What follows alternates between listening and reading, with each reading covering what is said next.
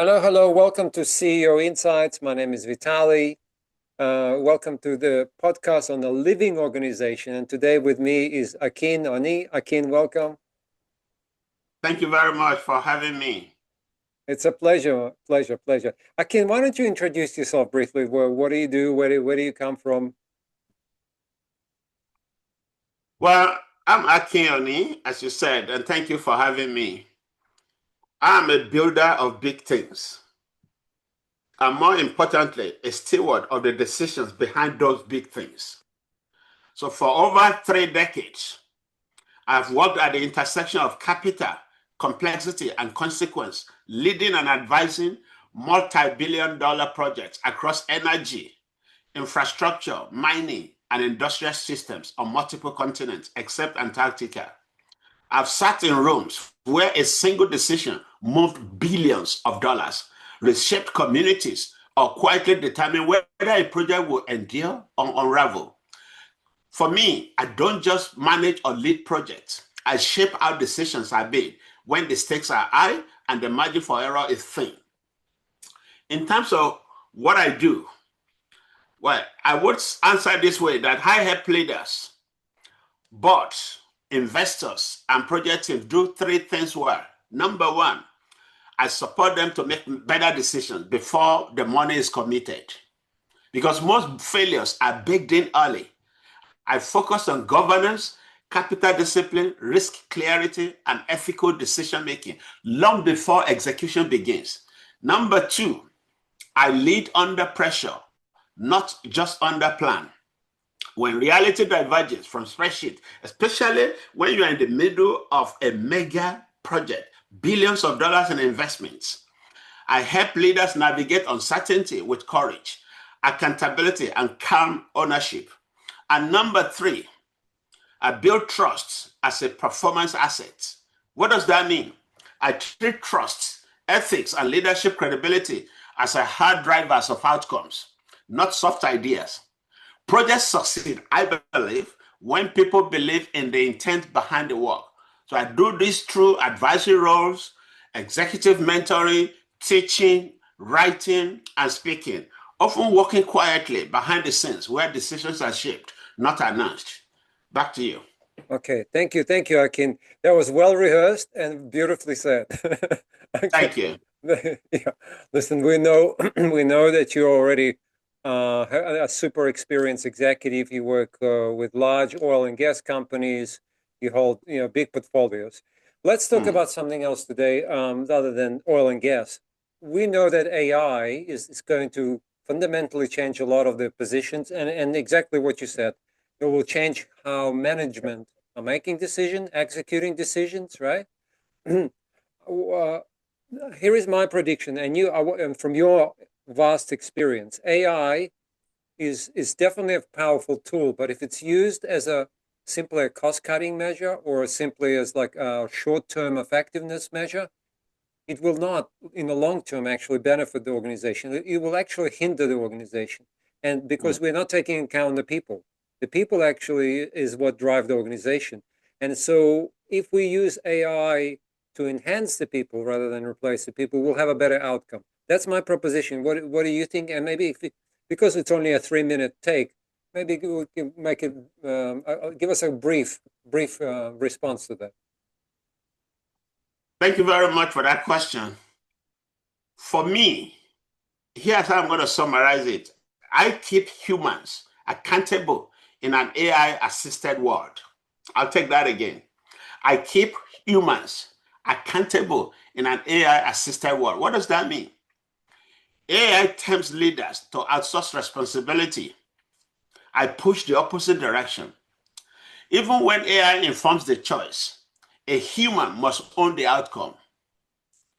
Name on the line, consequence accepted, learning retained. This mindset prevents AI from becoming a shield for poor leadership. And this is how I'm going to end this.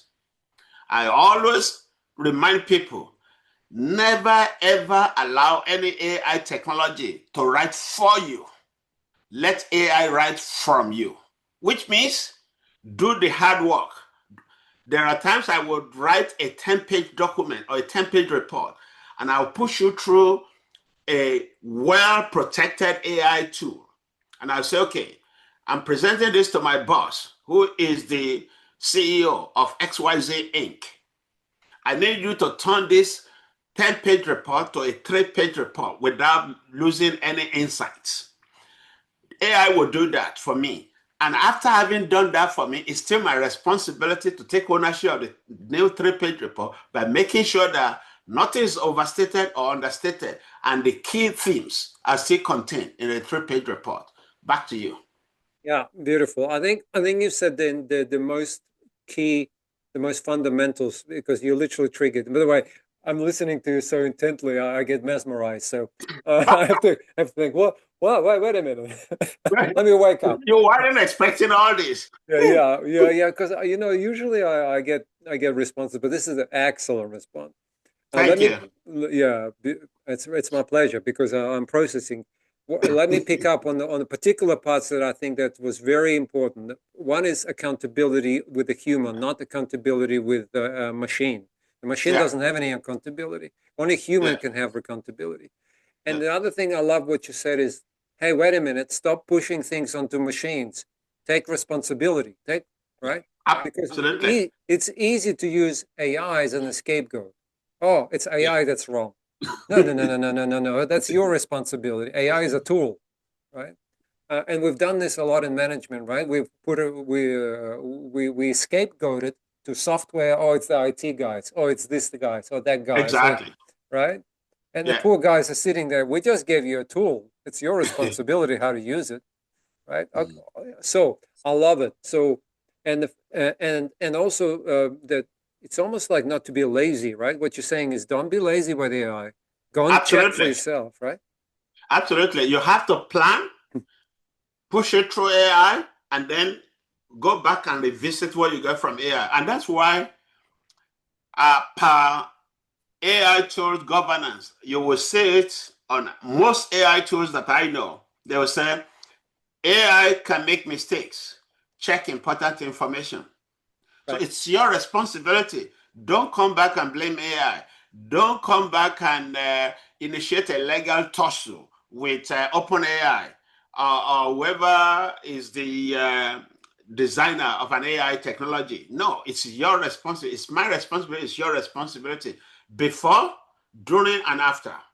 Especially before and after. Very important. Yeah, it's just like if you were speaking to an advisor, a legal advisor, and okay, you can seek legal counsel, but ultimately you're responsible for the decision, right? They're just advising. Absolutely. Yeah, you wouldn't say, "Hey, that lawyer, it's because of him I lost this bit." Okay, maybe the advice wasn't wrong. Go another lawyer. So the accountability back with the human. The last thing I want to, accountability, and we love abdicating responsibility, right? We love abdicating. In fact, don't you think that probably most of your books is about how do you take ownership, right? Yeah, exactly. Absolutely. And that's what I was talking about. Like 2 of my books are launching in March. The first one is Mega Project Development and Decision Making. And that is talking about everything that you need to know, that you should do between when you have an idea of a project and when you strategize on that project, plan and develop the project and bring it to FID. All the decision points, what you should know, what you should consider, especially on mega projects. The second book, which is The Mighty Warrior Way, that's actually my autobiography, the key moments of my life. And then each moment, I weaved leadership framework around it. It will be launching in late March, but the mega project development and decision making will be launching on the 9th of March, 2026. Then the third book, which is Functional Excellence, that is going to be happening later in the year. But I've got 7 important pillars there, which will guide any project leader, investor, operations leader in what to know, the kind of questions to ask, areas to focus on when you are working afresh with any project, any business, or any team. Back to you. Thank you. Thank you. Akin, thank you so much. You've been really helpful today discussing a topic. I really wish you well with the books.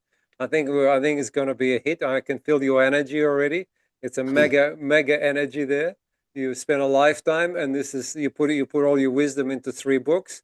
Uh, Yeah, we're going to be back to you maybe in a few months, right? And get yeah, you that's back on the right. show. Here's something that I'd like to leave you with, Vitali, before you go. Sure. I want to let your viewers know this, that AI changes the how. I work on the why, the who, and the should. Very important. Yeah. AI changes the how. I, you, everyone, we should be working on the why, the who, and the should. As you see me today, I don't build algorithms. I build a leadership environment in which algorithms either serve humanity or quietly undermine it. And in that sense, what I do doesn't just affect AI, it determines whether AI becomes a tool of progress or a mirror of our worst habits. And you will see that managers who used to blame others will use AI wrongly. But leaders who take accountability for decision of the team, they will be open-minded and use AI wisely. Thank you very much for having me. Thank you, Akin. I absolutely agree with you. It's an inspiration, and we'll have you back in a few months. All right, take care.